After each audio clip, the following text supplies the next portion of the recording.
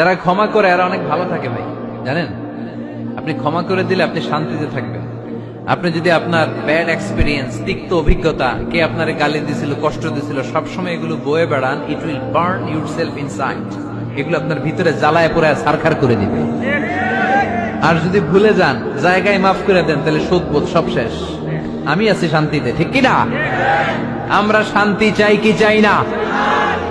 আমরা অতীতের এই কষ্ট বুকে নিয়ে আর চলতে চাই? সমাধান একটাই, ক্ষমা করে দেন। স্ট্যামফোর্ড ইউনিভার্সিটি, ক্যালিফোর্নিয়ার স্ট্যামফোর্ড ইউনিভার্সিটির একজন প্রফেসর ফ্রেডরিক লাস্কিন, ওনার একটা আর্টিকেল আমি পড়েছি। ওখানে উনি গবেষণা চালিয়েছেন, অনেক মানুষের মধ্যে গবেষণা চালিয়ে দেখেছেন যে যারা অন্যরা ক্ষমা করতে পারে না, এদের রোগবালাই বেশি, কষ্ট বেশি।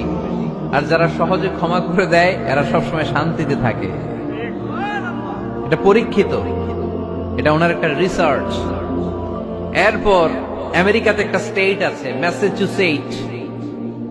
এই ম্যাসাচুসেট জেনারেল হসপিটালে একজন পৃথিবী বিখ্যাত সাইকিয়াট্রিস্ট বসে, মনোবিজ্ঞানী, নাম হচ্ছে প্রফেসর হারবার্ট বেনসন। এই হারবার্ট বেনসন উনিও ওনার সব রোগীদেরকে দিয়ে একটা ফর্ম পূরণ করায়। সেখানে উনি কিছু কোশ্চেনার ছুড়ে দেয়, প্রশ্ন করে আর উত্তর নেয়।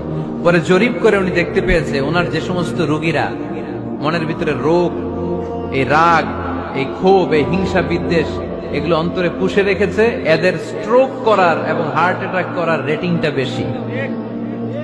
এরা মেন্টাল স্ট্রেসে ভোগে বেশি।